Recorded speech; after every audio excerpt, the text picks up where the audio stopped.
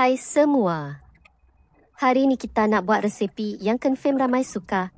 Roti john desi bulat guna roti bagel. Resepi ni cukup untuk 10 orang makan. Jom mula.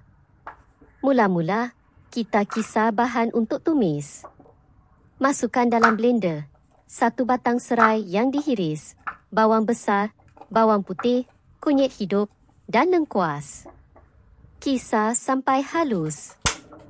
Dalam periuk besar, masukkan daging kisar dan panaskan atas api sederhana. Kacau sampai daging hancur dan airnya kering sikit. Bila daging dah masak, masukkan pes kisar tadi dan kacau rata.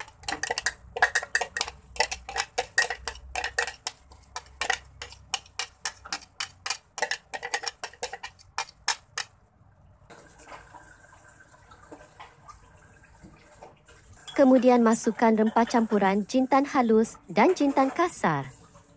Tumis sampai naik bau dan betul-betul sebati. Ketepikan dulu.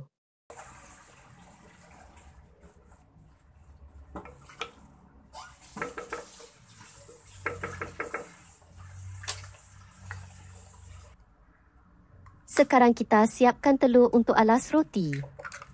Pecahkan 6 biji telur dalam mangkuk besar. Masukkan lada sulah dan kacau hingga kembang sikit.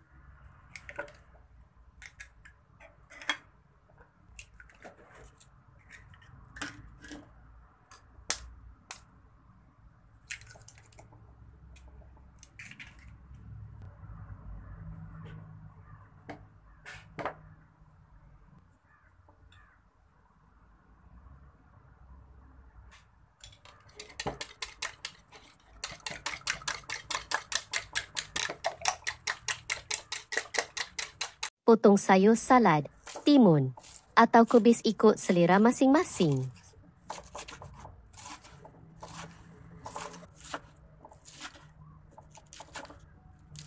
Panaskan pan dan cairkan butter. Penting untuk pastikan permukaan pan bersalut butter supaya telur tak melekat dan roti jadi garing sikit bawah dia.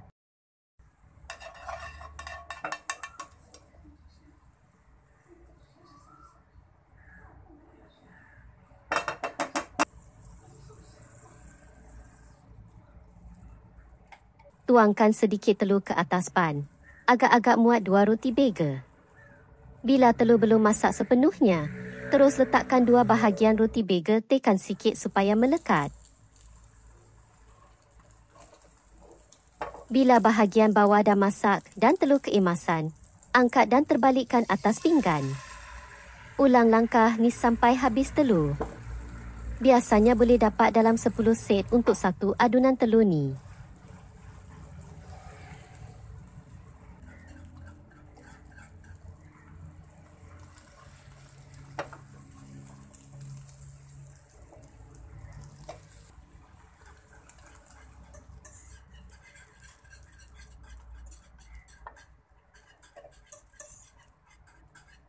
Kita berbalik pada daging tadi bila dah sejuk sikit. Masukkan 4 sudu besar madu. Gaul rata, madu ni bagi rasa manis semula jadi dan buat daging lebih moist.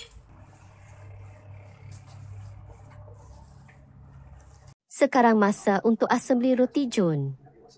Ambil 1 set roti, letak daging kisar berempah, susun sayur pilihan salad, timun atau kubis, kemudian letak nacho cheese atas daging. Akhir sekali, siram dengan sos cili atau sos pilihan. Dah siap. Roti john bulat berempah, cukup untuk 10 orang. Sesuai sangat untuk jamuan, potluck atau nak buat jualan pun boleh. Terima kasih sebab tengok sampai habis. Jangan lupa tekan like, subscribe dan komen kalau nak resepi lain yang best-best macam ni. Jumpa lagi di video akan datang.